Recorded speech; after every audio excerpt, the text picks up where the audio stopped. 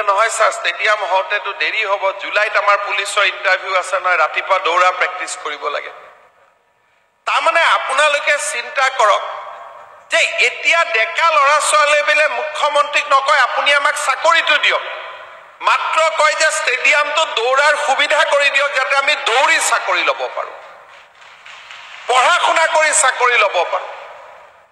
অলপ আগতে মই বেবেজিয়াত গৈছিলোঁ, মানুহ এগৰাকী মোক আহি ক'লে ছাৰ এইবাৰ মোৰ ল'ৰাই ACS পাইছে, কোনো মন্ত্ৰীৰ লগত সম্পৰ্ক নাই, আমি ৰাজনীতি কৰোঁ। আজি আপোনালোকে দেখা পালে যে 1 লাখ চাকৰিৰ আমি ৯৪,০০০ চাকৰি আজি দি সমাপ্ত কৰিলোঁ।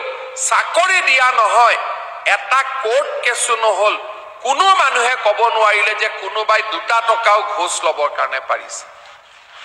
এক প্ৰকাৰ আজি আমাৰ ৰাজ্যখনত 1 লাখ চৰকাৰী চাকৰি হ'ল আৰু ৩৫,০০০ চৰকাৰী চাকৰি হ'ব, কোনেও ক'ব নোৱাৰে যে ঘোষ দোষৰ কথা আছে বুলি।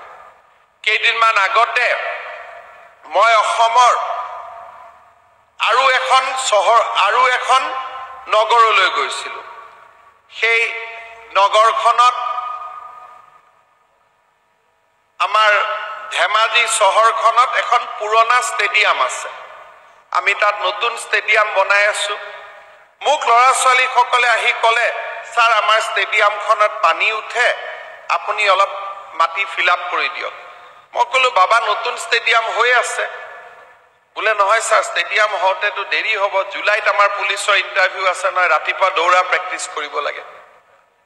তাৰমানে আপোনালোকে চিন্তা কৰক যে এতিয়া ডেকা ল'ৰা ছোৱালীয়ে বোলে মুখ্যমন্ত্ৰীক নকয় আপুনি আমাক চাকৰিটো দিয়ক, মাত্ৰ কয় যে ষ্টেডিয়ামটো দৌৰাৰ সুবিধা কৰি দিয়ক যাতে আমি দৌৰি চাকৰি ল'ব পাৰোঁ, পঢ়া শুনা কৰি চাকৰি ল'ব পাৰোঁ।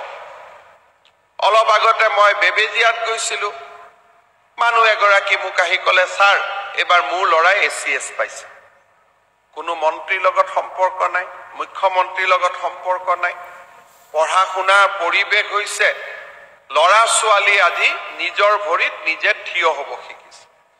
যেতিয়াৰ পৰাই ল'ৰা ছোৱালীয়ে গম পাইছে চাকৰি পঢ়া শুনা কৰি হয়, কলেজবিলাকতো স্কুলবিলাকতো শিক্ষাৰ পৰিৱেশ এটা আৰম্ভ হৈছে। আগতে মানুহে ভাবিছিল পঢ়ি কি লাভ হ'ব, টকা পইচা দিয়েতো চাকৰি ল'ব লাগিব।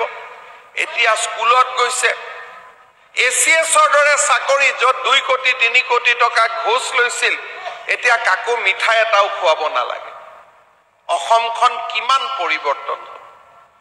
যেতিয়া আমি অৰুণোদয় কল্পনা কৰিছিলোঁ, মানুহে কৈছিল ইলেকশ্যনত